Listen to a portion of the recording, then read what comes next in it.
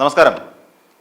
നമ്മൾ സാധാരണഗതിയിൽ ഒരു വയ്യാതെ ഒരു അവസ്ഥ വരുമ്പോൾ നമുക്ക് എണീക്കാൻ വയ്യ, അല്ലെങ്കിൽ നമുക്ക് മറ്റൊരാളുടെ സഹായം ആവശ്യമാണ്, അല്ലാതെ നമുക്ക് ജീവിച്ചു പോകാൻ പറ്റുന്നില്ല എന്നൊക്കെ ഒരു അവസ്ഥ വരുമ്പോൾ നമ്മൾ മറ്റൊരാളുടെ സഹായം നമ്മൾ സ്വീകരിക്കുന്ന പതിവാണ്.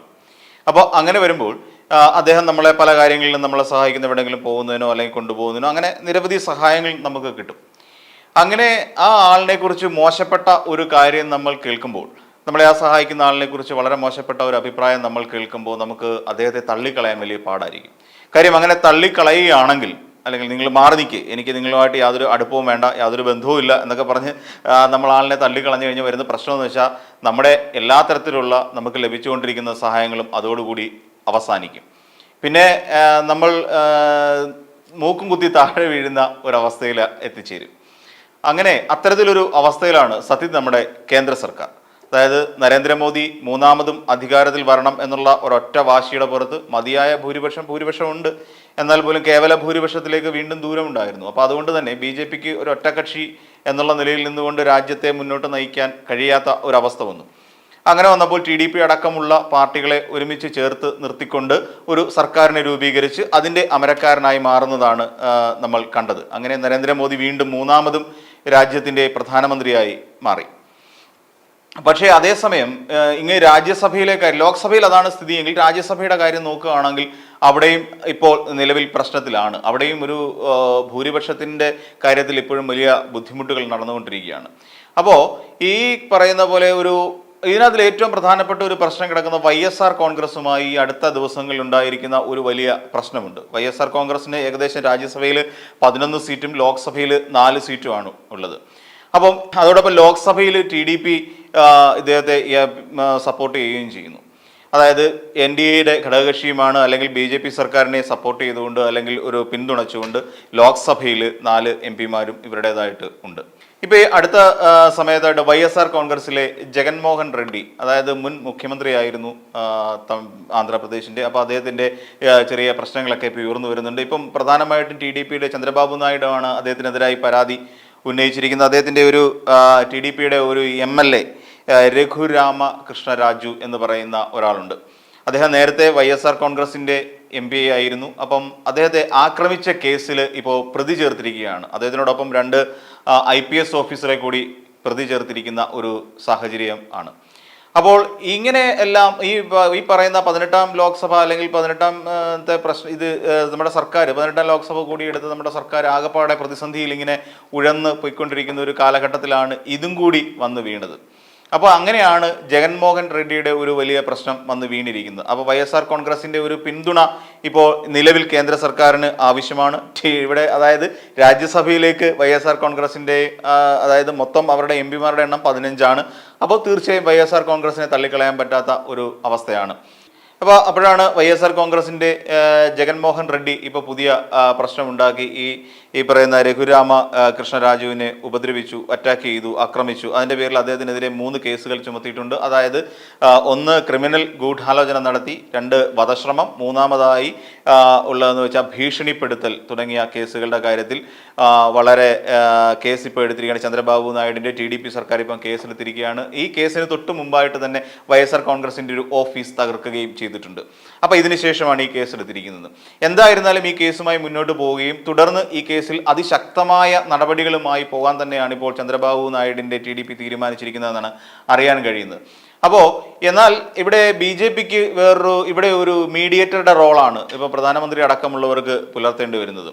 അപ്പോൾ YSR കോൺഗ്രസിനെ പിണക്കാൻ പറ്റില്ല, അതോടൊപ്പം തന്നെ TDPയെ പിണക്കാനും പറ്റില്ല. അങ്ങനെ വരുന്ന സാഹചര്യത്തിൽ ഈ YSR കോൺഗ്രസിലെ ജഗൻമോഹൻ റെഡ്ഡിക്കെതിരെ ഒരു കടുത്ത നടപടികളിലേക്ക് കടക്കരുത് എന്നുള്ള നിർദ്ദേശം ഇപ്പോൾ TDPക്ക് BJP നൽകി കഴിഞ്ഞിരിക്കുകയാണ്.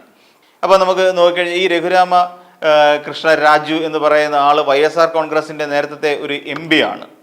അപ്പം അതിന് ശേഷമാണ് അദ്ദേഹം TDPയിലേക്ക് ചേക്കേറുന്നതും തുടർന്നാണ് അദ്ദേഹത്തിനെതിരെ അറ്റാക്ക് ചെയ്യപ്പെടുന്നതും. ഇതിന് വേറൊരു വശം കൂടിയുണ്ട്. ചന്ദ്രബാബു നായിഡുവിനെ ഒരു അഴിമതി കേസിൽ ഉൾപ്പെടുത്തിയാണ് അറസ്റ്റ് ചെയ്ത് ജഗൻമോഹൻ റെഡ്ഡി ജയിലിൽ അടക്കുകയുണ്ടായി. ഇതിന് പ്രതികാരം എന്നുള്ള നിലയിലാണ് ഇപ്പോൾ ഈ ഒരു നീക്കം നമുക്ക് കാണാൻ കഴിയുന്നത്. ഇവരെ തമ്മിൽ കൂട്ടിയോജിപ്പിക്കുക എന്നുള്ളതാണ് ഒരു മീഡിയേറ്റർ എന്നുള്ള നിലയിൽ നിന്നുകൊണ്ട് കേന്ദ്ര സർക്കാരിന് എടുക്കാൻ ഒരു സാധ്യതയുള്ളത്. ആ ഒരു സ്റ്റാൻഡ് എടുക്കാനേ പറ്റുള്ളൂ. പക്ഷേ എന്നാൽ തന്നെയും വളരെ ശക്തമായ രീതിയിലുള്ള ഒരു നിയമ നടപടി മുന്നോട്ട് പോകും എന്നുള്ളത് തന്നെയാണ് കേന്ദ്ര തലത്തിൽ നിന്നും അല്ലെങ്കിൽ അവിടെ നിന്നൊരു ഇന്റലിജൻസ് വിഭാഗത്തിൽ നമുക്ക് ലഭിക്കുന്ന ഒരു റിപ്പോർട്ട്. അപ്പോൾ അതായത് ഈ പറയുന്ന YSR കോൺഗ്രസ് എതിരായി കഴിഞ്ഞാൽ മോദി സർക്കാർ ശരിക്കും വെള്ളം കുടിക്കാൻ പോകുന്ന രാജ്യസഭയിലായിരിക്കും. അതായത് അവിടെ 11 എംപിമാരുണ്ട് എന്ന് നമ്മൾ പറഞ്ഞു കഴിഞ്ഞു. ലോക്സഭയിൽ 4 എംപിമാരുണ്ട്. ഒരു 2/3 ഭൂരിപക്ഷം എന്നുള്ളതാണ് ഇപ്പം സത്യത്തിൽ BJPയെ സംബന്ധിച്ചിടത്തോളം വേണ്ടത്.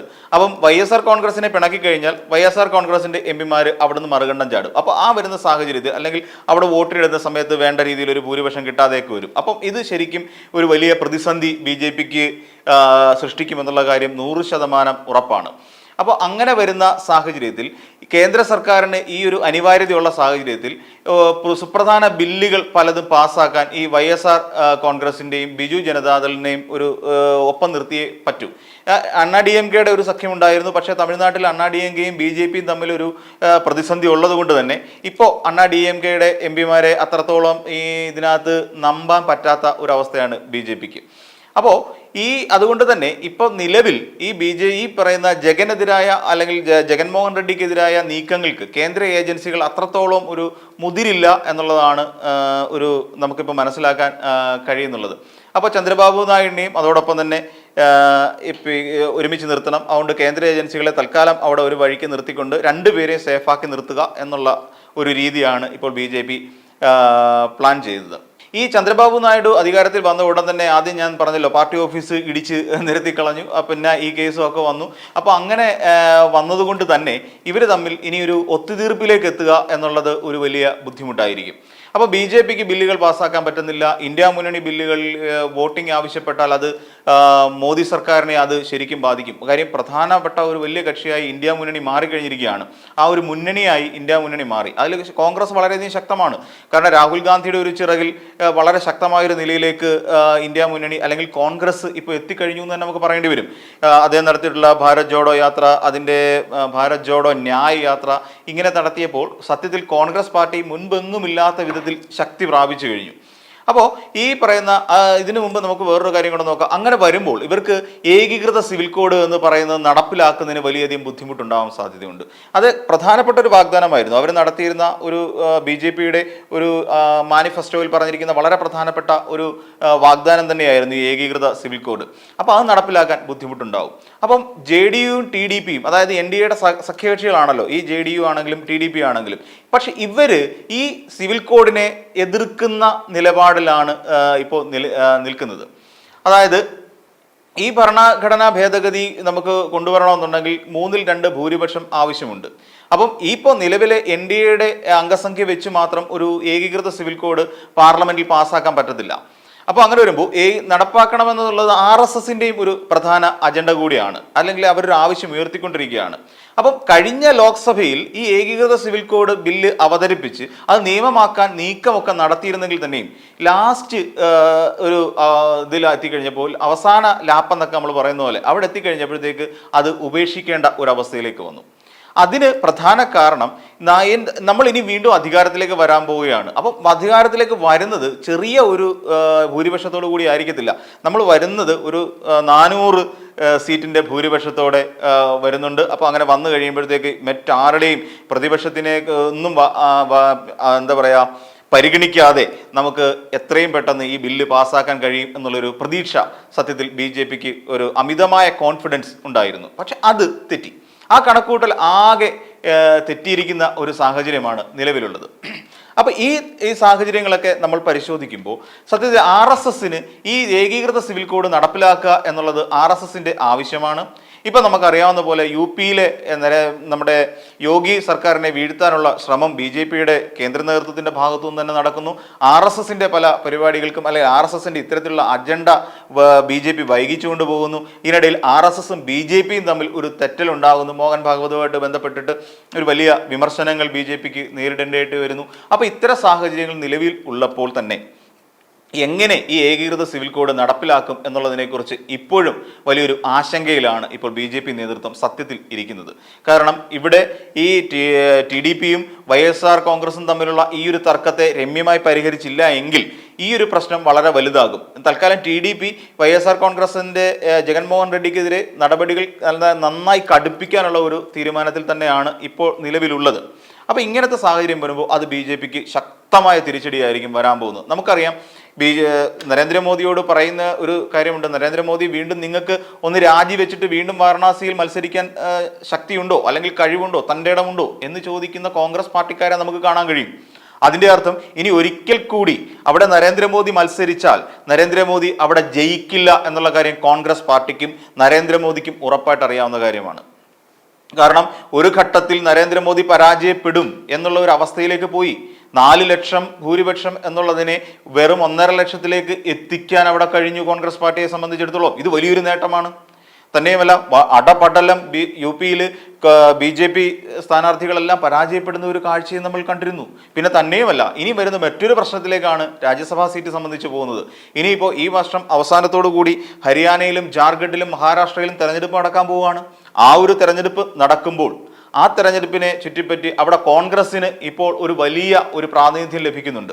അപ്പോൾ അങ്ങനെ വരുമ്പോൾ ഈ തെരഞ്ഞെടുപ്പിലല്ല, ജാർഖണ്ഡിലാണെങ്കിലും ഹരിയാനയിലാണെങ്കിലും മഹാരാഷ്ട്രയിലാണെങ്കിലും ഈ കോൺഗ്രസ് അധികാരത്തിൽ വന്നാൽ അവിടെ നിന്ന് വരുന്ന ഈ രാജ്യസഭാ MP-മാരുടെ കാര്യത്തിലും കണക്കുകൂട്ടലുകൾ BJPക്ക് പിഴയ്ക്കാനുള്ള എല്ലാ സാധ്യതയും കാണുന്നുണ്ട്. അങ്ങനെ BJPക്ക് ആകപ്പാടെ ഒരു കണ്ടകശനി ബാധിച്ചിരിക്കുന്ന ഒരവസ്ഥയാണ് ഇപ്പോൾ കേന്ദ്രത്തിൽ നിലവിലുള്ളത്. ഇതിനെയൊക്കെ മറികടക്കുക എന്ന് പറയുന്നത് വലിയ ഒരു പ്രയാസകരമായ കാര്യമാണ്. YSR കോൺഗ്രസും TDPയും എല്ലാം കൂടി ബിജു ജനതാദൾ അടക്കമുള്ളവർ പിന്തുണ പിൻവലിക്കുന്ന ഒരു സാഹചര്യത്തെക്കുറിച്ച് ചിന്തിക്കാൻ പോലും പറ്റാത്ത ഒരവസ്ഥയിലാണ് ഇപ്പോൾ നമ്മുടെ കേന്ദ്ര സർക്കാർ ഉള്ളത്. അങ്ങനെ സംഭവിച്ചാൽ കേന്ദ്ര സർക്കാർ ഒരു പക്ഷേ കാലാവധി തെറ്റുന്നതിന് മുമ്പ് തന്നെ അല്ലെങ്കിൽ കാലാവധി തികയ്ക്കുന്നതിന് മുൻപ് തന്നെ താഴെ വീഴാനുള്ള സാധ്യതയും രാഷ്ട്രീയ വൃത്തങ്ങൾ വിലയിരുത്തുന്നുണ്ട്.